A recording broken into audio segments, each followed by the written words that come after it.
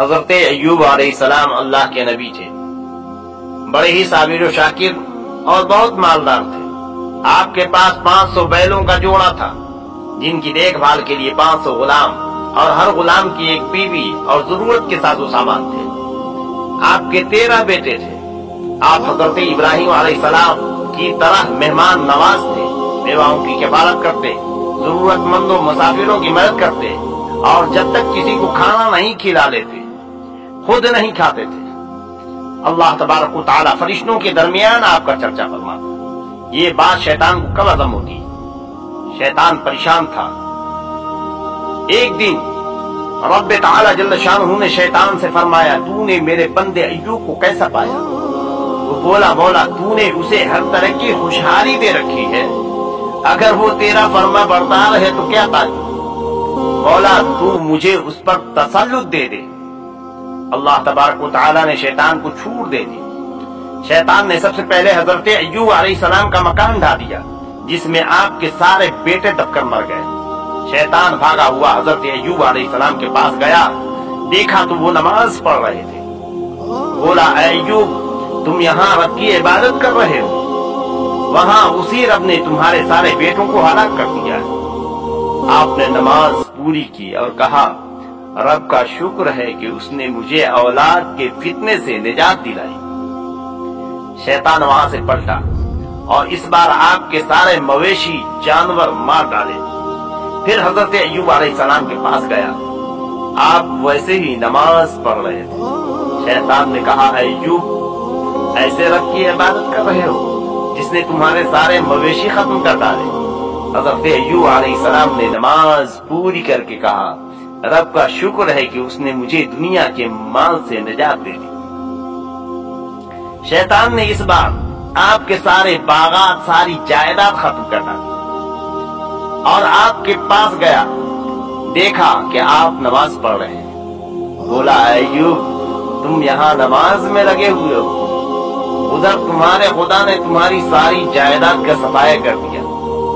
آپ نے نماز پوری کر کے کہا، اللہ کا شکر ہے کہ اس نے مجھے جائیداد سے بھی بے نیاز کر دیا۔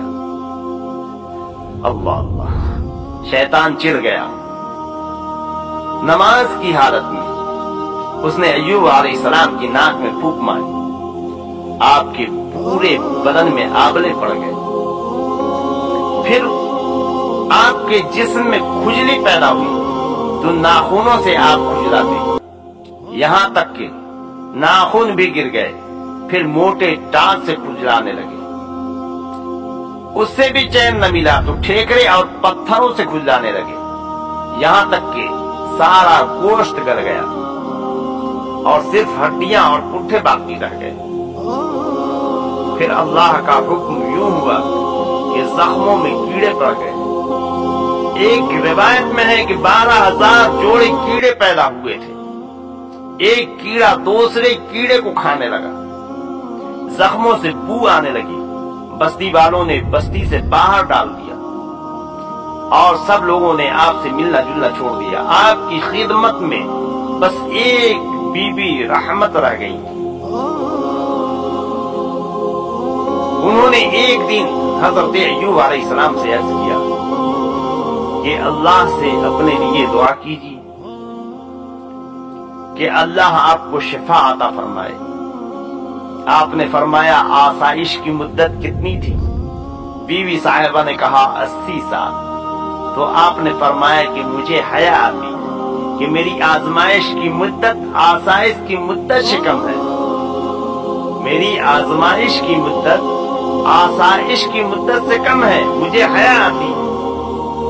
ایک بار شیطان آپ کی بیوی کے پاس آیا، ایک بکری کا بچہ دے کر کہا کہ اسے ایوب کو دے دو اور کہو کہ میرے نام پر ذبح کر دے تو اچھے ہو جائیں گے۔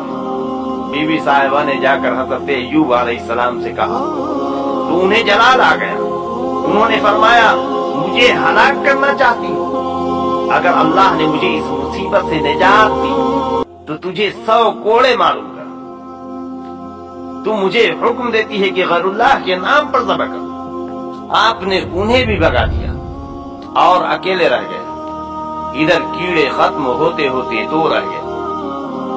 ان میں سے ایک کیڑے نے آپ کی زبان پر حملہ کیا اور دوسرے نے آپ کے دل پر۔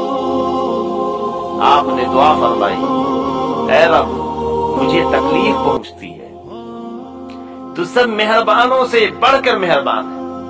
حضرت ایوب علیہ السلام نے یہ دعا اس لیے نہیں مانگی تھی کہ آپ کے ہاتھ سے صبر کا دامن چھوٹ گیا تھا، بلکہ جب ایک کیڑے نے آپ کی زبان پر منہ مارا، دوسرے نے آپ کے دل پر، تو آپ کو فکر لاحق ہوئی کہ زبان ذکر الہی کا ذریعہ ہے اور دل فکر الہی کا۔ جب یہ نہ رہے تو بندگی کا حق کیسے ادا ہوگا؟ اس لیے رب تعالی نے آپ کو صابرین کے زمرے سے نہیں نکالا، اور حق تعالی سبحانہ نے آپ کی دعا قبول فرمائی اور انہیں فرمایا کہ اپنا پاؤں زمین پر مارو، تمہیں ٹھنڈے پانی کا چشمہ ملے گا۔ حضرت ایوب علیہ السلام نے پاؤں مارا تو ایک چشمہ ظاہر ہوا۔ حکم دیا گیا کہ اس سے غسل کرو۔ آپ نے غسل کیا تو ظاہری بدن کی ساری بیماریاں دور ہو گئی۔ پھر آپ 40 قدم چلے، پھر حکم ہوا کہ زمین پر پاؤں مارو۔ پھر آپ نے پاؤں مارا تو ایک میٹھے اور ٹھنڈے پانی کا چشمہ ظاہر ہوا۔ اب حکم ہوا کہ اس پانی کو پیو۔ آپ نے پیا، اندر کی ساری بیماریاں دور ہو گئی، اور آپ کو اللہ تبارک و تعالی نے آپ کا سارا مال لوٹا دیا، دوگنا کر کے لوٹا دیا، اور تمام اولاد پھر سے زندہ ہو گئے۔ ایک دوسری روایت میں ہے کہ جب ایوب علیہ السلام نے دعا کی رب تعالی جل شانہ کی بارگاہ میں، تو حضرت جبرائیل علیہ السلام کو آپ کی خدمت میں بھیجا۔ انہوں نے آتے ہی آپ سے کہا کہ آپ زمین پر پاؤں مارے۔ آپ نے زمین پر پاؤں مارا، جس سے پلنگ کے دونوں کیڑے نیچے گر پڑے۔ ان میں سے ایک دریا میں چلا گیا، جس سے دریائی مخلوق پیدا ہوئی، اور دوسرا پیڑ پر چڑھ گیا، جس سے ریشم کی کیڑے پیدا ہوئے۔ نصرت البخاری۔ محترم سامعین، بہت مشہور قول ہے کہ صبر کا پھل میٹھا ہوتا ہے، اس لیے گزارش ہے کہ کبھی بھی صبر اور شکر کا دامن نہ چھوڑے۔ اللہ پاک جل شانہ تمام مومنین کو صبر و شکر کی توفیق عطا فرمائے۔ آمین ثم آمین یا رب العالمین۔ السلام علیکم ورحمۃ اللہ تعالی وبرکاتہ۔